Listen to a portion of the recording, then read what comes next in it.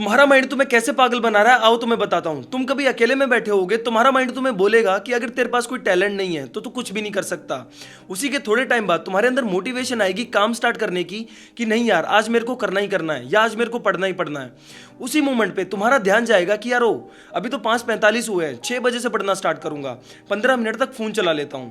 And उसी 15 minute के चक्कर में तुम पूरा दिन ऐसे ही निकाल देते हो। एंड फिर लास्ट पर तुम खुद को बोलते हो कि यार मेरा माइंड मेरी क्यों नहीं सुनता। एंड तुम्हारा माइंड बोलता है कि भाई तू खुद की नहीं सुनता, मैं तेरी क्यों सुनूं। So welcome to our channel. And आज का टॉपिक है कि अपने माइंड को ऐसे ट्रेन कैसे करना है ताकि वो तुम्हारा कहना सुने, तुम्हारी बात माने। एंड इस चीज को मैं 3 स्टेप में बताऊंगा। पहला स्टेप है control what you can control.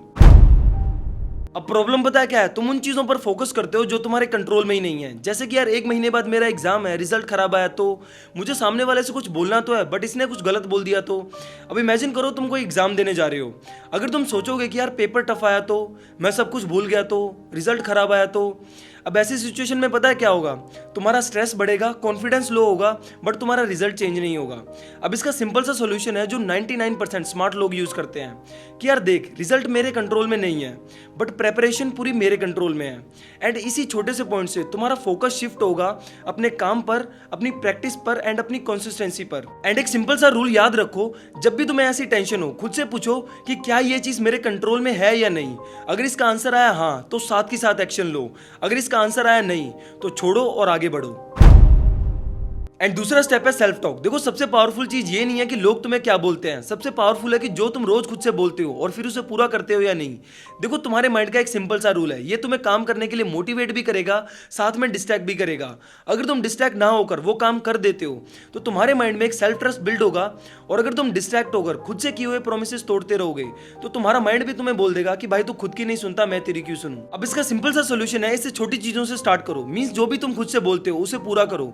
सुबह उठकर बेड बनाना है, बनाना है। सुबह उठकर 10 मिनट वॉक करनी है, करनी है। क्योंकि जब तुम खुद से बोली हुई बात पूरी करते रहोगे तो तुम्हारे माइंड के अंदर एक सेल्फ ट्रस्ट बिल्ड होगा कि मैं जो भी खुद से बोलता हूं उसे पूरा करता हूं। एंड इस चीज से तुम्हारा माइंड 110% धीरे धीरे तुम्हारे कंट्रोल में आने लगेगा। एंड थर्ड स्टेप है एक्शन। अब प्रॉब्लम पता है क्या है, तुम्हें यह भी पता है कि ये कैसे स्टार्ट होगा या इसे कैसे करना है, या तुम्हारे लिए क्या इजी है क्या मुश्किल है, बट तुम खुद को यह बोलकर रोक देते हो कि मैं राइट टाइम से शुरू करूंगा। बट सच बताऊं, तुम राइट टाइम का वेट नहीं कर रहे, तुम वेट कर रहे हो इसके इजी होने का। एंड ट्रस्ट मी, ये तब तक इजी नहीं होगा जब तुम एक कंसिस्टेंसी के साथ एक्शन लेना स्टार्ट नहीं करोगे। सो इसका सिंपल सा सोल्यूशन है, जब भी तुम्हारा माइंड बोले बाद में, खुद से बोलो कि मैं ये काम सिर्फ 5 मिनट करूंगा। एंड ट्विस्ट पता क्या है, जब तुम एक बार काम शुरू कर दोगे तो वो रुकेगा ही नहीं। क्योंकि मोस्ट ऑफ द काम तुम्हारा इसलिए फेल नहीं होता कि तुम काम नहीं करते, मोस्ट ऑफ द काम तुम्हारा इसलिए फेल होता है कि तुम स्टार्ट ही नहीं करते हो। सो ये 3 पॉइंट है, अगर तुमने इन तीनों को फॉलो कर लिया तो तुम्हारा माइंडसेट इतना स्ट्रांग हो जाएगा कि तुम किसी को भी बीट कर सकते हो। सो मुझे कमेंट में बताओ कि तुम्हें इस वीडियो से क्या सीखने को मिला और ऐसी कौन सी चीज है जो मुझे अपनी वीडियोस में इंप्रूव करनी चाहिए। Until then keep waiting for the next visionary.